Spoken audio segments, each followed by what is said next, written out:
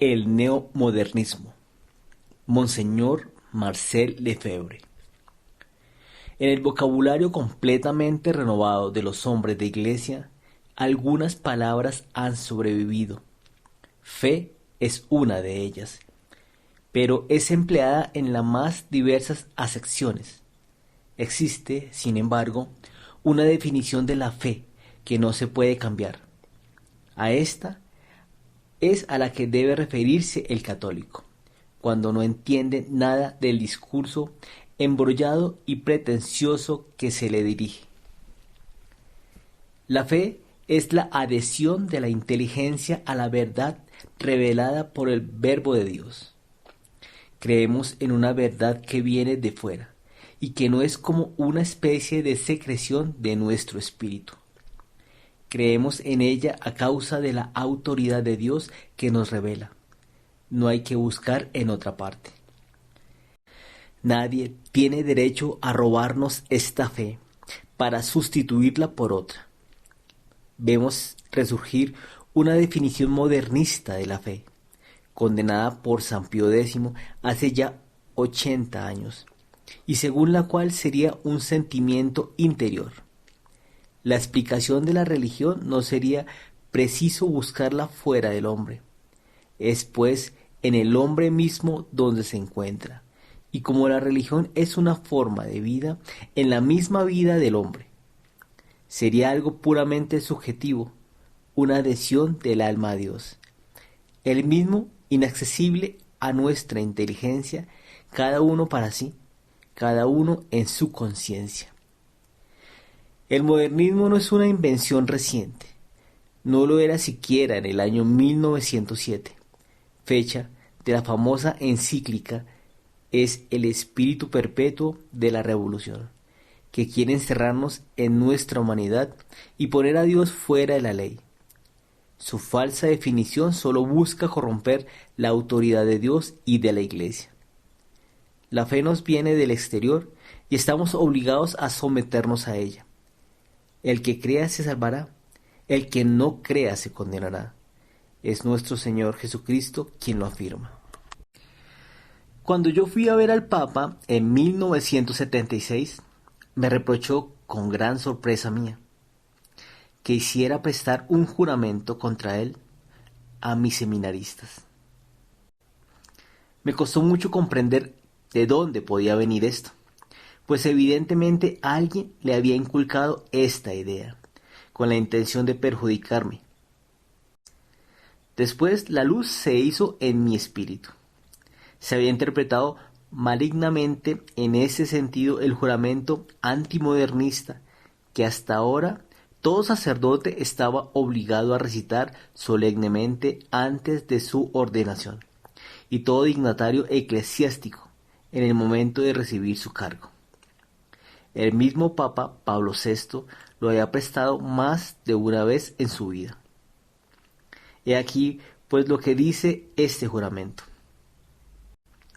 Sostengo, con toda certeza, y sinceramente profeso que la fe no es un ciego sentimiento religioso que brota de las tinieblas del subconsciente, bajo la presión del corazón y la inclinación de la voluntad formada moralmente, sino un verdadero asentimiento del entendimiento a la verdad recibida de fuera, por la cual creemos ser verdadero por la autoridad de Dios todo lo que ha sido dicho, atestiguado y revelado por Dios en persona, nuestro Creador y nuestro Maestro. El juramento antimodernista ya no se exige para ser sacerdote u obispo. Si se exigiera, todavía habría menos ordenaciones de las que hay. En efecto, el concepto de fe está falseado, y muchas personas, sin pensar mal, se dejan llevar por el modernismo.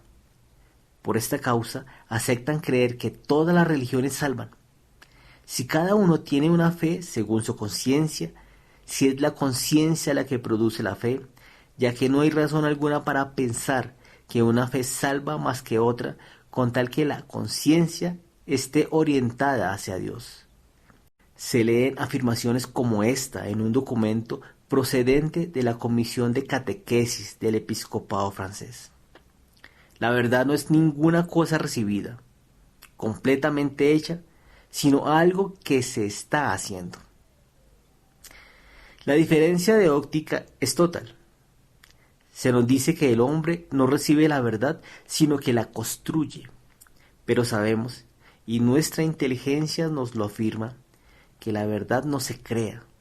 No somos nosotros quien la creamos.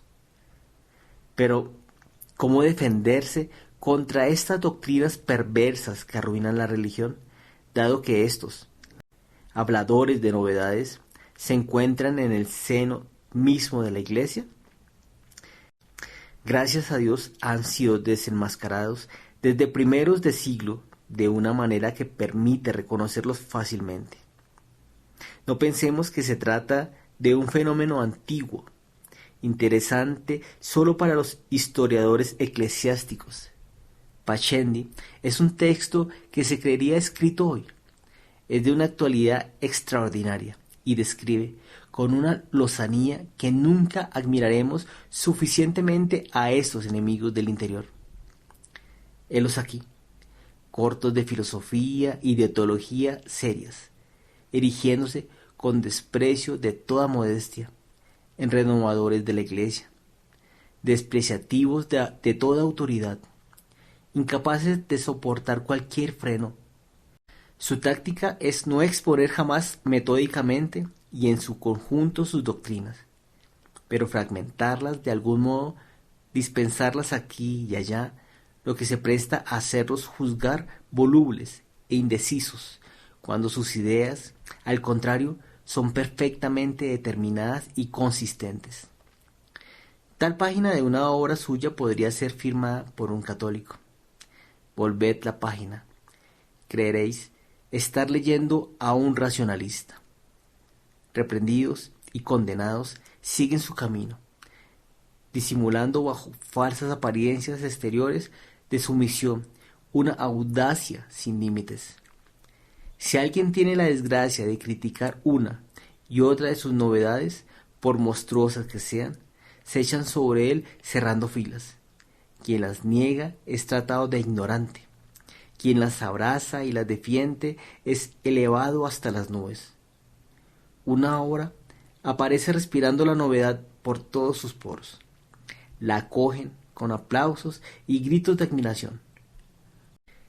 Cuanto mayor audacia haya tenido un autor al batir en brecha a la antigüedad, al minar la tradición y el magisterio eclesiástico, tanto más será tenido por sabio.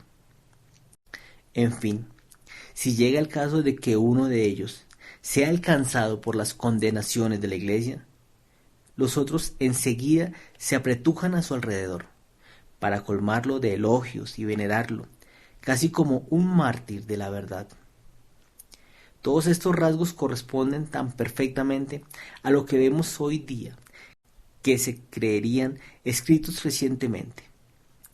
En 1980, después de la condenación de Haskell, un grupo de cristianos procedía delante de la Catedral de Colonia a un auto de fe, como protesta contra la decisión de la Santa Sede de retirar al teólogo suizo su misión canónica. Levantaron una hoguera sobre la cual echaron un maniquí y obras de Kuhn, a fin de simbolizar la prohibición de un pensamiento valeroso y honesto. Le Monde. Poco antes, las sanciones contra el padre Poirier habían provocado otras revueltas. 300 dominicos y dominicas dirigían una carta pública de protesta contra estas sanciones. Una veintena de personalidades firmaban otro texto. La abadía de Beaucaire, la capilla de Montparnasse y otros grupos de vanguardia venían en su socorro. La única novedad con relación a la descripción de San Pío X es que ya no se disimula bajo falsas apariencias de sumisión. Se sienten seguros, tienen demasiado apoyo en la Iglesia para seguir escondiéndose. El modernismo no ha muerto, al contrario, ha progresado y es pregonado. Continuamos la lectura de Pacelli. Después de esto, No cabe extrañarse si los modernistas persiguen con toda su mala voluntad, con toda su acritud, a los católicos que luchan vigorosamente por la Iglesia. No hay ninguna clase de injurias que no vomiten contra ellos. Si se trata de un adversario cuya erudición y vigor de espíritu le hacen temible, tratan de reducirlo a la impotencia, organizando a su alrededor la conspiración del silencio.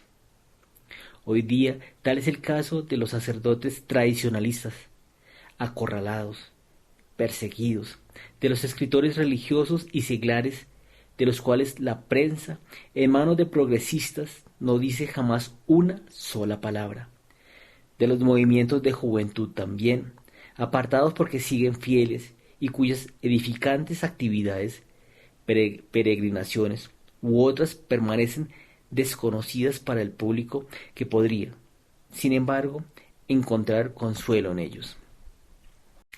Si escriben historia, buscan con curiosidad y publican con gran alarde, su color de decir la verdad y con una especie de placer mal disimulado, todo lo que les parece una mancha en la historia de la Iglesia. Dominados por determinados prejuicios, destruyen todo lo que pueden las piadosas tradiciones populares, ponen en ridículo ciertas reliquias muy venerables por su antigüedad, están en fin poseídos del vano deseo de hacer que se hable de ellos, lo cual jamás llegaría. Ellos lo comprenden bien, si dijeran lo que siempre se ha dicho hasta ahora. En cuanto a su doctrina, reposa sobre los puntos siguientes, que se reconocen fácilmente en las corrientes actuales. La razón humana no es capaz de elevarse hasta Dios, no, ni siquiera para conocer su existencia por medio de las criaturas. Siendo imposible toda revelación exterior, el hombre buscará en sí mismo la satisfacción de la necesidad de lo divino que siente y cuyas raíces se encuentran en el subconsciente. Esta necesidad de lo divino suscita en el alma un sentimiento particular, que une de algún modo al hombre con Dios. Tal es la fe para los modernistas. Dios es creado así en el alma y esto constituye la revelación. Del sentimiento religioso se pasa al ámbito del entendimiento que va a elaborar el dogma. El hombre debe pensar en su fe. Es una necesidad para él, porque está dotado de inteligencia. Crea fórmulas que no contienen la verdad absoluta, sino imágenes de la verdad, símbolos. Estas fórmulas dogmáticas están en consecuencia sujetas al cambio, evolucionan. Así se abre el camino a la variación sustancial de los dogmas. Las fórmulas no son simples especulaciones teológicas, deben ser vivas para ser verdaderamente religiosas. El sentimiento debe asimilarlas vitalmente. Se habla hoy día de vivir la fe, para que ellas sean y permanezcan vivas. Continúa San Pío X, estas fórmulas deben ir aparejadas al creyente y a su fe. El mismo día en que esta adaptación cese, ese mismo día se vaciarían de golpe de su contenido primitivo. No habría más solución que cambiarlas, dado el carácter tan precario y tan inestable de las fórmulas dogmáticas. Se comprende de maravilla que los modernistas las tengan en tan poca estima, cuando no las desprecien abiertamente. El sentimiento religioso, la vida religiosa, es lo que tienen continuamente en los labios, en las homilías, en las conferencias, en los catecismos. Se evitan cuidadosamente las fórmulas hechas. El creyente tiene su experiencia personal de la fe y luego la comunica a otros por la predicación. Así se propaga la experiencia religiosa. Cuando la fe llega a ser común, o como se dice, colectiva, se siente el deseo de organizarse en sociedad para conservar y acrecentar el tesoro común. De ahí la fundación de una iglesia. La iglesia es el fruto de la conciencia colectiva, conocida por otro nombre como el conjunto de las conciencias individuales, conciencias que proceden de un primer creyente, para los católicos, de Jesucristo. Y la historia de la iglesia se escribe como sigue. Al principio, cuando se creía aún que la autoridad de la iglesia venía de Dios, se la había concebido como autocrática. Pero hoy en día estamos completamente de vuelta. Así como la iglesia es una emanación vital de la conciencia colectiva, así, a su vez, la autoridad es un producto vital de la iglesia. Es necesario entonces que el poder cambie de manos y venga a la base. La conciencia política ha creado el régimen popular. Debe ser lo mismo en la iglesia. Si la autoridad eclesiástica no quiere provocar y fomentar un conflicto en lo más íntimo de las conciencias, debe doblegarse a las fórmulas democráticas. Podéis comprender ahora, católicos perplejos, donde el cardenal Suenens y todos los teólogos alborotadores han ido a buscar sus ideas. La crisis postconciliar está en perfecta continuidad con aquella que agitó el final del siglo pasado y el principio de este. Comprendéis también por qué en los libros de catecismo que vuestros hijos os llevan a casa, todo empieza con las primeras comunidades que se formaron después de Pentecostés, cuando los discípulos sintieron la necesidad de lo divino gracias a la conmoción provocada por Jesús y vivieron conjuntamente una experiencia original. Podéis explicaros la ausencia de dogmas, la Santísima Trinidad, la Encarnación, la Redención, la Asunción, etcétera, etcétera. En estos mismos libros y en los sermones, el texto de referencia elaborado para la catequesis por el obispado francés se extiende sobre la creación de grupos que serán mini iglesias, destinadas a recomponer la iglesia de mañana, según el proceso que los modernistas han creído leer en el nacimiento de la iglesia de los apóstoles. En el grupo de catequesis, animadores, padres e hijos aportan su experiencia de vida, sus aspiraciones profundas, imágenes religiosas, un cierto conocimiento de las cosas de la fe. De ahí se sigue una confrontación que es condición de verdad, en la medida de que pone en movimiento los deseos profundos de las personas y las compromete realmente hacia las transformaciones inevitables que manifiesta todo contacto con el Evangelio. Los frenazos son posibles. Es al término de una ruptura, de una conversión, de cierta muerte cuando puede, por gracia, efectuarse la confesión de la fe. Son los obispos quienes aplican abiertamente la técnica modernista condenada por San Pío X. Todo se encuentra en este párrafo. Leedlo con atención. El sentimiento religioso provocado por la necesidad, las aspiraciones profundas, la verdad tomando nacimiento de la confrontación de experiencias, la variación de los dogmas, la ruptura con la tradición. Para el modernismo, los sacramentos nacen también de una necesidad, pues como se ha observado, la necesidad, el menester, tal es su sistema, la gran y universal explicación. Es preciso dar a la religión un cuerpo sensible. Los sacramentos son, para ellos, puros signos o símbolos, si bien dotados de eficacia. Los comparan a ciertas palabras de las que se dice vulgarmente que han hecho fortuna, porque ellas tienen la virtud de hacer brillar las ideas fuertes y penetrantes que impresionan y conmueven. Esto es lo mismo que decir que los sacramentos no han sido instituidos más que para alimentar la fe, proposición condenada por el Concilio de Trento. Se encuentra esta idea en Besred, por ejemplo, que fue experto en el concilio, el que pone el amor de Dios en el mundo no es el sacramento. El amor de Dios está actuando en todos los hombres. El sacramento es el momento de su manifestación pública en la comunidad de los discípulos. Diciendo esto, yo no pretendo de ningún modo negar el aspecto eficaz de los signos puestos. El hombre se realiza también expresándose, y esto vale tanto para los sacramentos como para el resto de su actividad. Los libros santos son para los modernistas, la colección de experiencias hechas en una determinada religión. Es Dios quien habla por medio de estos libros, pero el Dios que está en nosotros. Son libros inspirados en sentido parecido a cómo se habla de inspiración poética. La inspiración es asimilada a la necesidad intensa que tiene el creyente de comunicar su fe por escrito. La Biblia es una obra humana.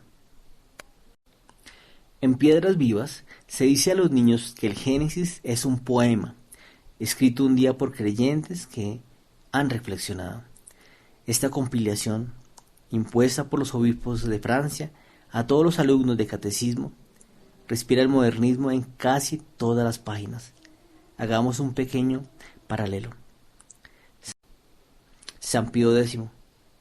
Es una ley para los modernistas que la fecha de los documentos no puede determinarse de otro modo que por la fecha de las necesidades a las cuales la Iglesia ha estado sujetas sucesivamente. Piedras Vivas. Para ayudar a estas comunidades a vivir el Evangelio, algunos apóstoles les escriben cartas, llamadas también epístolas. Pero los apóstoles han contado sobre todo de viva voz lo que Jesús había hecho en medio de ellos y lo que les había dicho. Más tarde, 4 autores, Marcos, Mateo, Lucas y Juan, han puesto por escrito lo que los apóstoles habían dicho.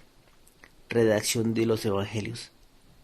Marcos hacia el 70, Lucas entre el 80-90, Mateo hacia los años 80-90, Juan por el 95-100. Ellos han explicado los acontecimientos de la vida de Jesús, sus palabras y sobre todo su muerte y resurrección para iluminar la fe de los creyentes. San Pío X. En los libros sagrados, dicen ellos, se hallan bastantes lugares con referencia a la ciencia o a la historia, donde se constatan errores manifiestos, pero no es de la historia ni de la ciencia de lo que estos libros tratan, es únicamente religión y moral. Piedras Vivas. Es un poema el Génesis, en un libro de ciencia. La ciencia nos dice que han sido necesarios millones de años para ver aparecer la vida. Los evangelios no cuentan la narración de la vida de Jesús como se relata hoy un acontecimiento en la radio, en la televisión o en el periódico. San Pío X. No vacilan en afirmar que los libros es cuestión. Sobre todo el Pentateuco y los 3 primeros evangelios se han ido formando lentamente con adiciones hechas a un relato primitivo, muy breve, interpolaciones a manera de interpretaciones teológicas o alegóricas, o simplemente transiciones y suturas. Piedras Vivas. Lo que está escrito en la mayoría de estos libros había sido primero explicado oralmente, de padre a hijo. Un día alguien lo escribió para transmitirlo a su vez, y a menudo lo que escribió fue reescrito por otros, por otras gentes todavía. 538. Dominación de los persas, la reflexión y las tradiciones se convierten en libros. Esdras hacia el 400. Colecciona diversos libros para hacer la ley o Pentateuco. Los rollos de los profetas son compuestos. La reflexión de los sabios conduce a diversas obras maestras. A los católicos que se extrañan del nuevo lenguaje utilizado en la Iglesia conciliar, les conviene saber que no es tan nuevo, que Lamennais Funch, Lois, lo emplearon ya en el siglo pasado, y que ellos no habían hecho más que coleccionar todos los errores que han existido en el curso de los siglos. La religión de Cristo no ha cambiado y no cambiará jamás. No hay que dejarse manipular. Carta abierta a los católicos perplejos. Capítulo 16.